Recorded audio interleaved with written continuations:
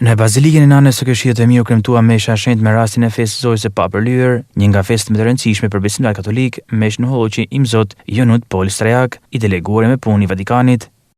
Në fjalën e tij ai tha se Maria është si një ujë që ka lejuar Zotin të vijë mes nesh dhe ajo na lidh gjithashtu me Krijuesin. Oggi comprendiamo che Dio non soltanto ha profetizzato questo fatto meraviglioso, ma l'ha preparato sin dall'inizio.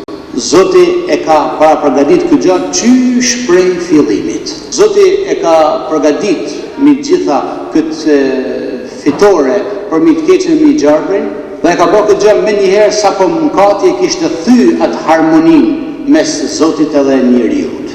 Festa e Zojës së Papërlyme na tregon, na thot, na mëson që Zoti e ka përgatit rrugën. Sepse ai vazhdon prapë me përgatit, sepse don që më na çon në shtëpinë tonë. Njëherë një profesor e ka pyet fëmijën, i thanë se ç'është Zoja e Papërlyme. Ç'do të thonë? Zoja e Papërlyme është përgjigj ky fëmijë është një urë, si ura.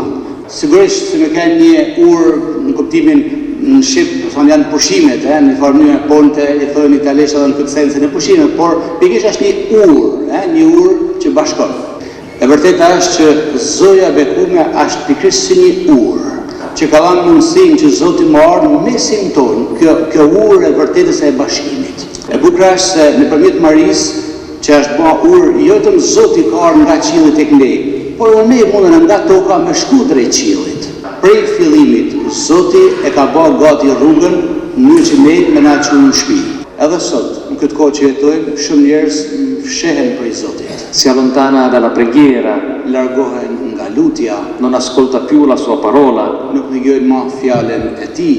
Forse si allontana anche dalla sua stessa comunità per sentirsi più comodo, più a suo agio. Ka njëherë largon edhe nga bashkësia e vetë bashkësia krishtere për mundi pak më në Terezinë e vetë secili. Dove sei? Ci chiede oggi il Signore. Ku je? Na pyet sot Zoti. Ce lo chiede perché non siamo al nostro posto. Na pyet sepse ndoshta nuk kena lënë vendin që na takon. Dov'è il posto dell'uomo? Ku është? Ku ka vendi njeriu? Il posto dell'uomo è in Dio. Sepse vendin njeriu e ka me pushuar në Zotin. Pas meshës u krye bekimi tradicional i Betlehemit, duke vendosur në qendër figurën e lindjes së Krishtit, simboli i dritës dhe fillimit të ri, me pas u zhvilluar ceremonia ndese dritës të pemës së Krishtlindjes, festa e Zojës së Papërlyer shënon dhe fillimin shpirtëror të përgatitjes për Krishtlindje.